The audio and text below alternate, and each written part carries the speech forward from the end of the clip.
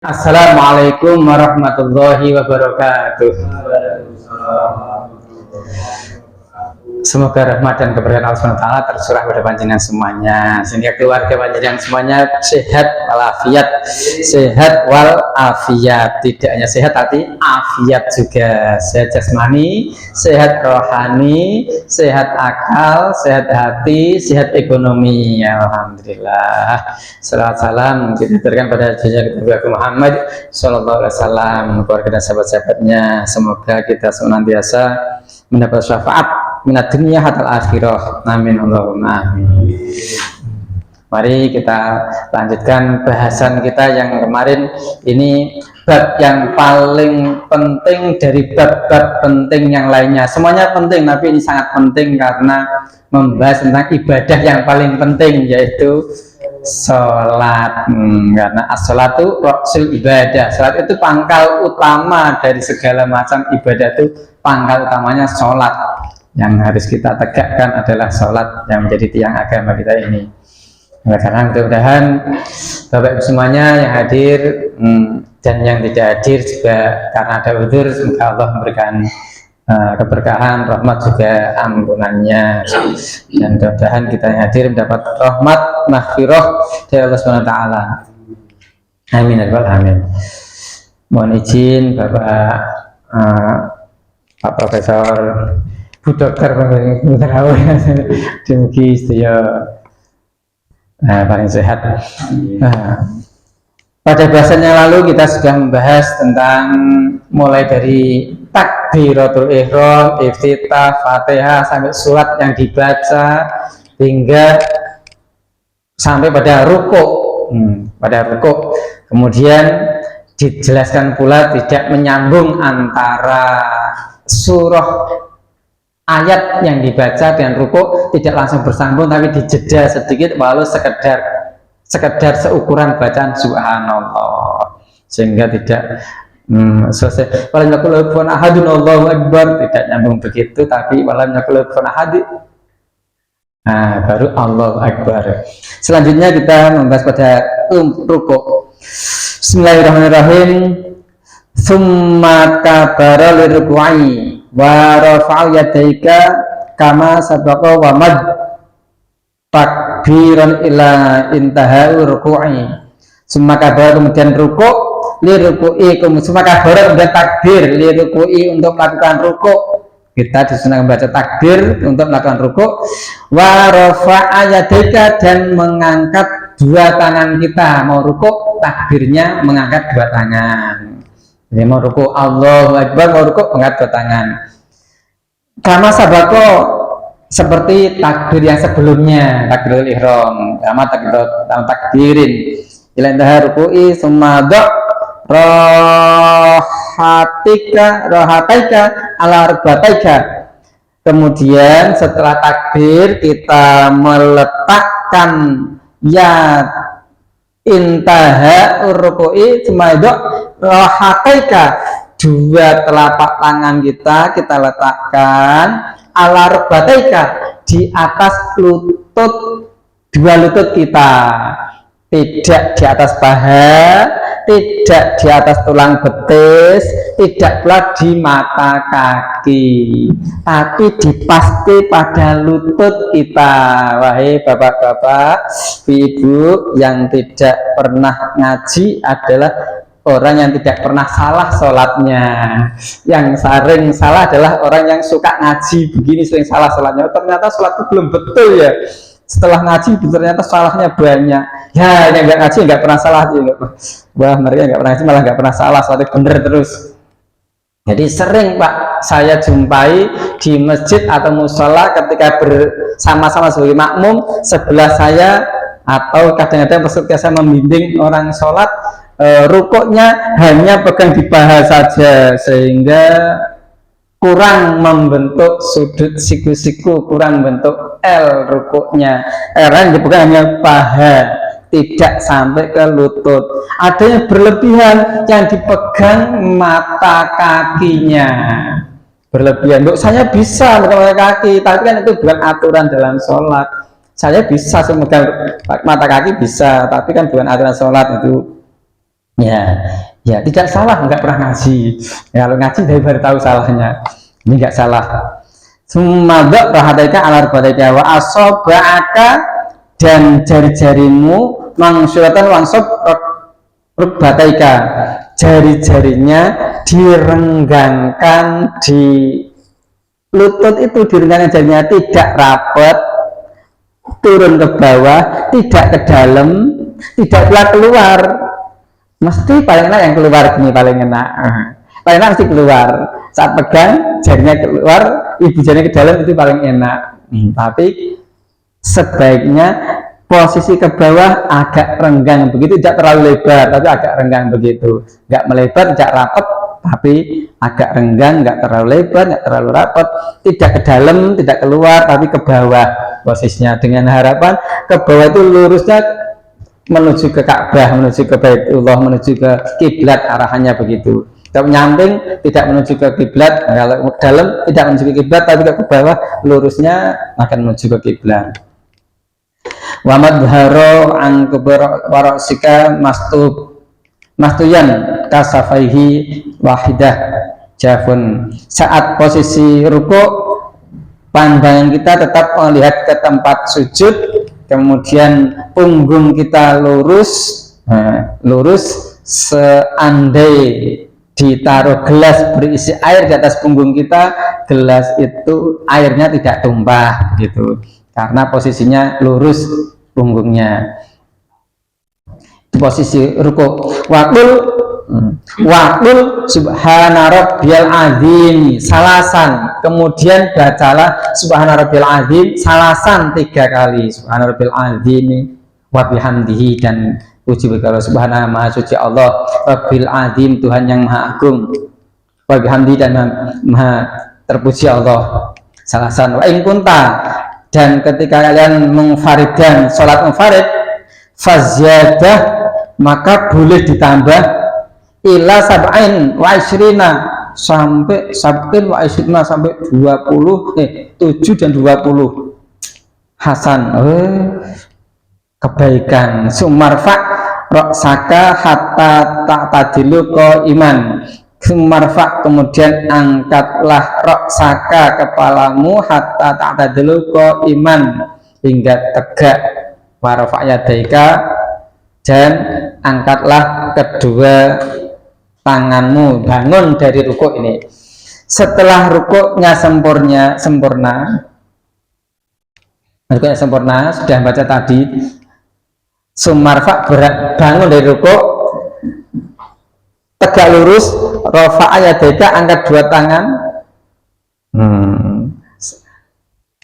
qailan, saya membaca sami Allahu liman hamidah, dengan membaca sami Allahu liman hamidah, sambil membaca sami Allahu liman hamidah. Jadi mengangkat 2 tangan ketika bangun di rukuk juga disunahkan.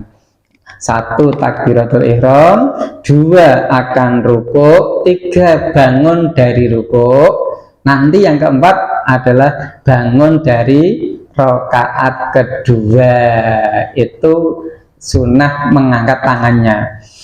Fa'idah stawaitu qaiman faqul rabbana lakal hamdu, kalau sudah sempurna tegak berdirinya, faqul, maka ucapan rabbana lakal hamdu mil'us samawati wa mil'ul ardi wa mil'u ma syi'ta min syai'im ba'du. Ini yang tertulis dalam kitab ini panjang seperti ini. Jadi kalau ada yang menggunakan sami Allahu liman hamidah rabbana walakal hamd, ya monggo. Yang diajari di kitab ini adalah panjang seperti ini, rabbana lakal hamdu mil'us samawati wa mil'ul ardi wa mil'u ma syi'ta min syai'in ba'du. Wa in kunta fi faridati subhi, dan ketika Anda berada dalam salat subuh, faqra, maka baca al-qunut, faqra'ul qunut, maka bacalah qunut fi rakaat tsaniyah, pada rakaat kedua. Jadi ini baca qunut pada rakaat yang kedua. Dan takbiratul ihram setelah rabbana lakal hamdu subhanal ardu mastum syabadu, akun faqra'ul qunut, bacalah qunut fi itidalika, dalam kondisi itidal kamu, minar ruku'i, dari rukuk. Summasjud, nah setelah itidal kemudian sujud. mukabbiron, baca takbir, diiringi takbir, ghaira rafa'al yadain, tidak dengan mengangkat dua tangan. Takbir tapi tidak mengangkat tangan. Ghaira rafa'al yadain, tidak mengangkat dua tangan. Takbirnya Allahu Akbar tapi tidak mengangkat dua tangan. Nih, karena ada kelompok tertentu yang setiap takbir angkat tangan, takbir angkat tangan, mau sujud angkat tangan, duduk angkat tangan, mau sujud lagi angkat tangan lagi, mau tahiyat angkat tangan lagi, juga ada yang mengajarkan seperti itu. Tapi yang diajarkan di sini hanya 4 waktu mengangkat tangan di waktu sholat. Wadok aula al ardi, wadok maka letakkanlah aula yang pertama al ardi di atas bumi, rukbataika dua lututmu dulu. Mau sujud, rukbataika dua lutut dulu yang nyentuh ke bumi, tidak tangan dulu. Summa yadaika, kemudian dilanjutkan dengan tanganmu. Summa yadaika setelah lutut baru dua tangan. Kenapa kok begitu? Agar tidak menyerupai binatang kaki 4. Kalau binatang kaki 4 kan tangan yang depan menyentuh bumi, belakang menyentuh bumi, lututnya belum menyentuh bumi. Nah, ini makanya agar tidak menyerupai dengan binatang kaki 4, yang diturunkan dulu lututnya, baru kedua telapak tangan. Summa jabhataika, summa jabhatuka, kemudian wajah. Apa ini? Dahimu maksyufatun, wadok angfaka, dan dibarengi dengan anfaka, hidungmu. Saat sujud tidak hanya dahi, hidungnya ikut menyertai.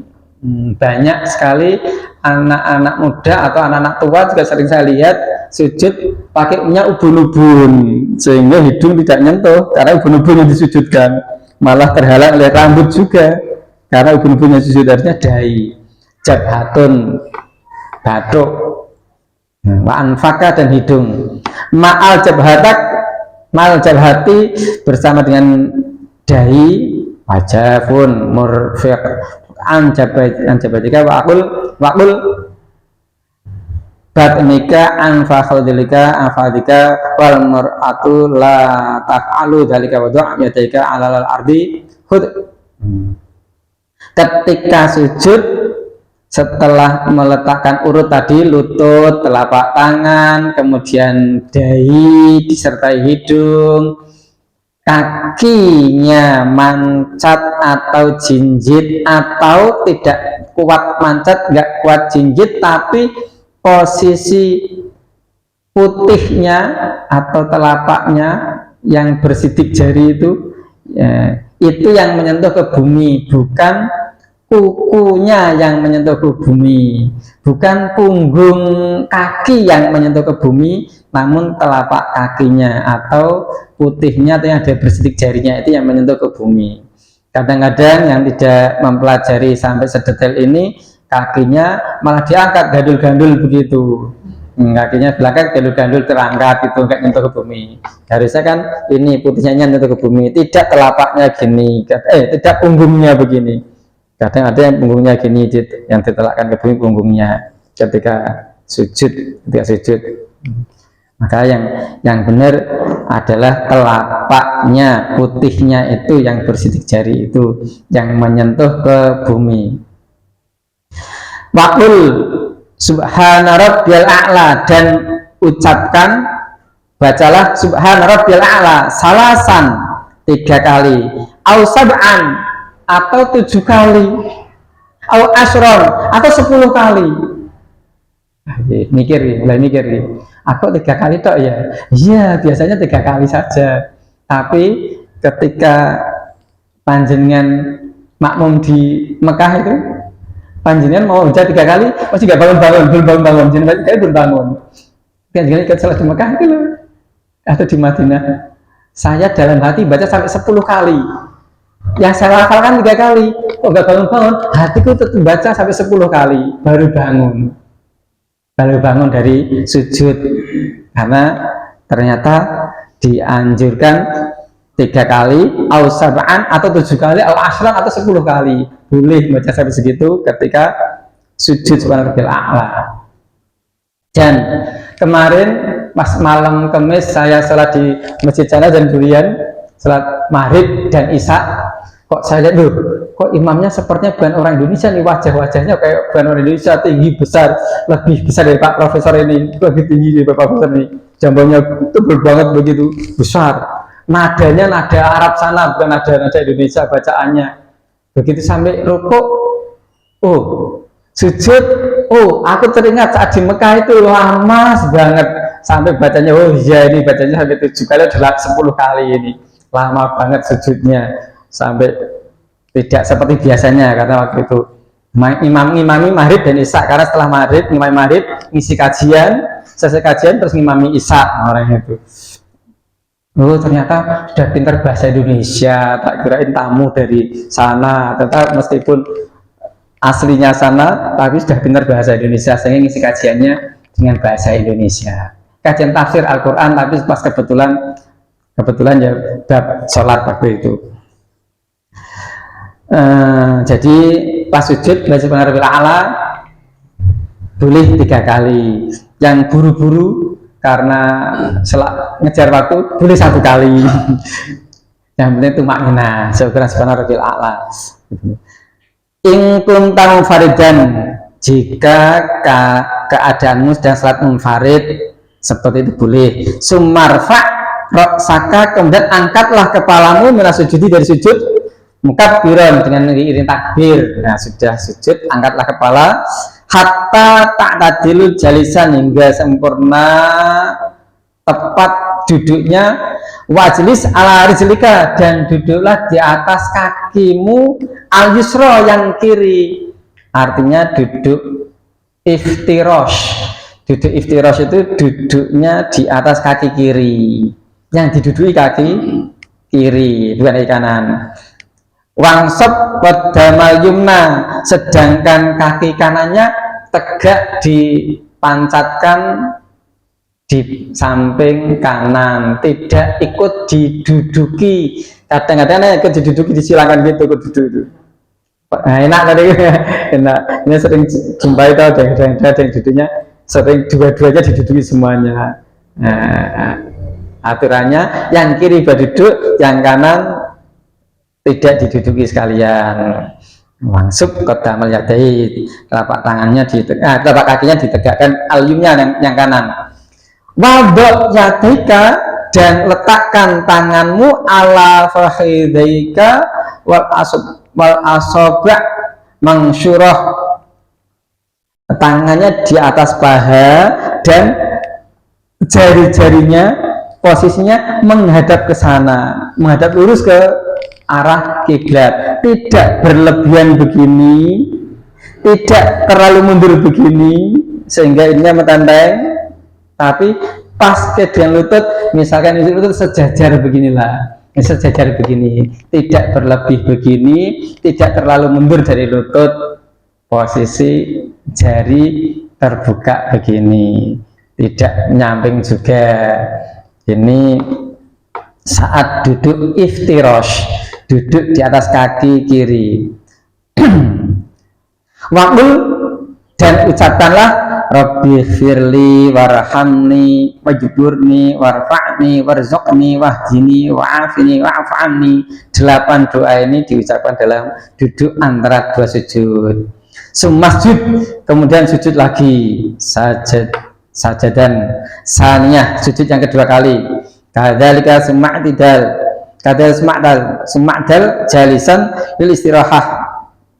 Setelah selesai duduk antara 2 sujud tadi, sujud lagi yang kedua kali, kemudian baru melakukan rakaat berikutnya. Lakatin la tasyadu aqli biha summa taqum wa tad'u yadaik alal ardi wa la taqdum ahadi rijlaika fi halatil irtifa'. Ketika mau berdiri dari sujud, duduk dulu jalisan istirahah, duduk duduk istirahat dulu, sekadar ukuran bacaan subhanallah, paling pendek segitu, atau lebih juga nggak apa-apa. Kemudian baru berdiri. Saat berdiri pun semataku modrak al yadain, kemudian letakkan dua tanganmu al ardi di tanah, wala taqdumul ahada, dan jangan lebih satu tangan dijelaika kakimu fi halqa. Jadi saat berdiri itu tidak mendahulukan lutut yang berdiri, namun yang didahulukan tangannya dulu, baru lututnya. Kalau khawatir tidak seimbang, maka tangan satu turun di lantai di tanah untuk menyeimbangkan. Ya, kalau yang kuat masih seimbang, dua-duanya di sini. Jadi ini dalam rangka tidak menyamai binatang kaki empat. Binatang kaki empat kan lah begini, posisinya begini, yang diangkat lututnya dulu. Nah, ini yang diangkat tidak lututnya dulu, tangannya dulu. Ketika sujud, nah saat sujud ini bedanya rukuk dan sujudnya laki-laki atau wanita. Laki-laki dan wanita, kalau wanita dulu takbirnya sudah dibedakan, nah wanita takbirnya sudah dibedakan dengan laki-laki. Rukuknya dibedakan dengan mengingkupkan sikutnya, tidak membuka sikutnya. Begitu pula sujudnya wanita, menutupkan sikutnya ke perut dengan telapak tangannya ke lantai. Kalau laki-laki boleh terbuka begini laki-laki, yang perempuan tidak diperkenakan terbuka begini karena ada sesuatu yang harus dilindungi, diamankan begini, sehingga sujudnya perempuan itu tangannya merapat ke perut, begini sikutnya ke perut. Tidak diperkenankan sujud dengan menaruh sikut di lantai. Kenapa? Menyerupai sujudnya anjing, tidak boleh. Maka manusia sujud, saat sujud sikutnya tidak boleh ditaruh di lantai, diangkat agar tidak menyerupai sujudnya anjing begitu. Kalau laki-laki yang tidak pernah mendengar pelajaran ini, banyak yang melakukan sujudnya begini, ben enak gampang sih gini, nah sikutnya ikut di lantai ya. Seharusnya sikutnya tidak ditaruh di lantai, namun diangkat. Kalau posisi jadi imam sih tidak ada gangguan di sebelah kanan kiri. Kalau makmum kan ada gangguan kanan kiri, maka tidak terlalu terbuka mengganggu kanan kirinya. Yang penting sikutnya diangkat dan tidak terlalu terbuka, nutup sedikit nggak apa-apa. Ya, setelah berdirinya begitu, lutut diangkat terakhir, baru berdiri lagi rakaat yang kedua. Rakaatan asaniyah kalula wa'adat ta'awud fil ibtidai semajlas fi rakaatin. Rakaat kedua tidak disunahkan membaca ta'awud sebagaimana setelah iftitah kemarin, dan dilakukan seperti rakaat yang pertama tadi. Wadha'ul yadil yumna fi semajlis fi rakaatan asaniyah li tasyahud bil aula. Oke, langsung masuk pada tasyahud awal. Pada tasyahud awal, ketika tasyahud awal semajlis fi rakaat asaniyah pada rakaat kedua, ini tasyahudil ula, pada tasyahud awal, tasyahud atau tahiyat awal. Wadha'ul yadil yumna, letakkan tangan kanan fi julusi tasyahud ala fakhidil yumna, di atas paha yang kanan, makbudoh asobah, dengan menyiapkan ini asobah petunjuknya. Jadi ngacung pun ada perbedaan. Kalau madhab Syafi'i mengajari ngacung itu ininya berdampingan begini. Yang diajar madhab Syafi'i itu begini. Yang ini tidak diajarkan mazhab Syafi'i, yang lain yang ngajarkan. Jadi ibu jari itu mendampingi begini, mendampingi nempel ke telunjuk, nempel ke telunjuk begini. Nah, jadi kan ada yang begini, nah ini harusnya sini. Jadi, ibu jari nempel di telunjuk, ibu jari kan nempel di telunjuk begini. Nah, ini kalau didetailkan banyak sekali aturannya. Tidak gampang kalau nggak terbiasa nggak gampang. Maka saat kita melakukan, ingat, oh iya di Rasulullah, oh iya ajarannya di kitab begitu, oh iya aku tak mengikuti gitu, jangan mengikuti seperti ajaran kitab gitu, karena dia begitu. Jadi seperti ini posisinya seperti ini, tidak seperti ini, tidak pula begini. Ada yang begini toh, begini, tidak mau menggenggam, tapi membuka itu hanya gini saja. Ada. Ini yang diajarkan mazhab Syafi'i, ibu jarinya seperti ini. Bagaimana dengan sujudnya? Apakah telapak kakinya nempel atau terbuka? Saat sujud, telapak kaki dua kanan kiri nempel atau terbuka? Jenengan apa nempel terbuka? Kalau mazhab Syafi'i, telapak kakinya saat sujud tidak berdempetan, dua-duanya direnggangkan dari dua telapak kakinya, tidak ditempelkan tapi direnggangkan. Jadi sampai segitunya aturan yang menurut pendapat imam yang berbeda-beda. Telapak kakinya direnggangkan, ibu jarinya mengarah ke arah kiblat. Jadi kalau misalkan sujud gini sudah terbuka, ya ibu jarinya ke sana, tidak menghadap ke dalam, tidak keluar, tapi arahnya ke arah kiblat semuanya, menuju ke arah kiblat semuanya. Ini ibu jarinya menuju ke arah kiblat begitu. Telapak kakinya direnggangkan, tidak didempetkan.